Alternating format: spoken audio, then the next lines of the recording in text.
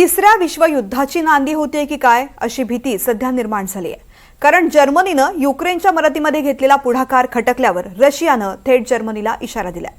युरोपीय देश किंवा नाटोचा युक्रेनला असलेला पाठिंबा आणि युक्रेनची नाटोशी असलेली जवळीकच रशियाला खुपणारी आहे। मात्र रशियानं जर्मनीला आत्ता जो इशारा दिलेला आहे त्यामुळे जग तिसऱ्या महायुद्धाच्या उंबरठ्यावरती उभं तर नाही ना अशी शंका येते।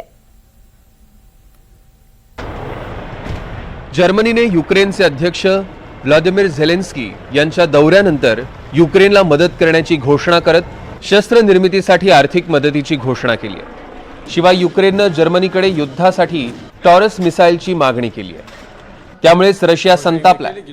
टॉरस मिसाईलची मारक क्षमता 500 किलोमीटर आहे। त्यामुळे युक्रेनला थेट रशियात घुसून हल्ला करता येणं शक्य होणार आहे।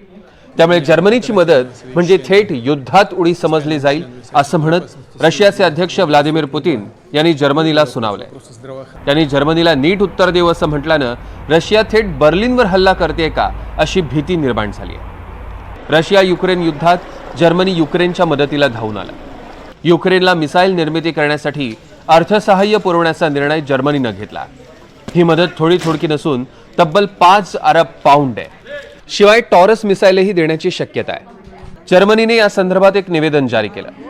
खरं तर जर्मनीचे चान्सलर फ्रेडरिक मर्ज यांनी या संदर्भात आधीच माहिती दिली होती। रशियावर दबाव वाढवण्यासाठी जर्मनीची ही खेळी आहे। आम्ही आमचा लष्करी पाठिंबा सुरू ठेवू आणि तो वाढवू, जेणेकरून युक्रेन आता आणि भविष्यातही रशियन आक्रमणाविरुद्ध स्वतःचं संरक्षण करू शकेल। आणि या संदर्भात मी एका नवीन गोष्टीवर भर देऊ इच्छितो। आम्ही देशाच्या स्टारलिंक कव्हरेजच्या मोठ्या भागासाठी वित्त पुरवठा करतो आणि आमचे संरक्षण मंत्री युक्रेनने उत्पादित केलेल्या लांब पल्ल्याच्या शस्त्र प्रणालीच्या खरेदीसाठी एक सामंजस्य करारावर स्वाक्षरी करतायत। यावर कोणत्याही श्रेणी मर्यादा असणार नाहीत। उलट युक्रेन दुसऱ्या देशातून होणाऱ्या हल्ल्यांपासून स्वतःचं पूर्णपणे रक्षण करण्यास सक्षम असेल। रशियाकडनं होणाऱ्या हल्ल्यांना सतत 3 वर्ष झेलणाऱ्या अमेरिकेसारख्या बलाढ्य देशानं दबाव टाकूनही न जुमानणाऱ्या युक्रेनला खरोखर आर्थिक मदतीची गरज आहे। त्यामुळेच युक्रेनचे राष्ट्राध्यक्ष झेलेन्स्की जर्मनीच्या चान्सलरच्या भेटीला गेले होते।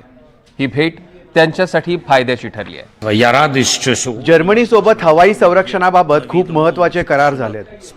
जर्मन सतत आपल्याला पाठिंबा देत आहे, ज्यामध्ये हवाई संरक्षणासाठी क्षेपणास्त्रांचा समावेश आहे। मी त्याबद्दल धन्यवाद देऊ इच्छितो।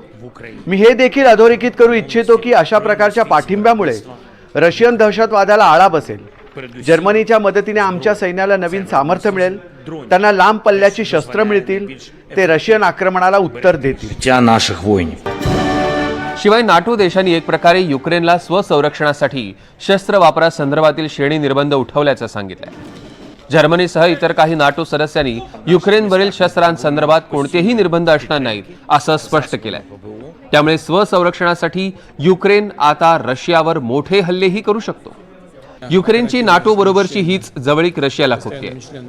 युक्रेनची नाटोमध्ये सहभागी होण्याची तयारी हेच रशिया युक्रेन युद्धाचं कारण आहे।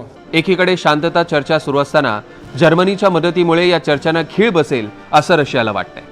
फ्रान्स, ब्रिटन आणि अमेरिकेनं युक्रेनला हल्ला करण्याची सूट दिली आहे। त्यामुळे रशियाला कोणत्याही प्रकारे जर्मनीवर दबाव वाढवायचा आहे। पण तसं झालं नाही तर संपूर्ण जग तिसऱ्या युद्धाकडे ढकललं जाईल अशी भीती आहे। 2 विश्वयुद्धांनंतर अणुयुद्ध आणि नरसंहार पाहिलेल्या जगाला आता तिसरं युद्ध नको आहे। मात्र 2 देशांच्या युद्धातली जर्मनीची उडी जगाला तिसऱ्या महायुद्धाकडे तर ढकलणार नाही ना, हाच खरा प्रश्न आहे। Bureau report, NDTV Marathi.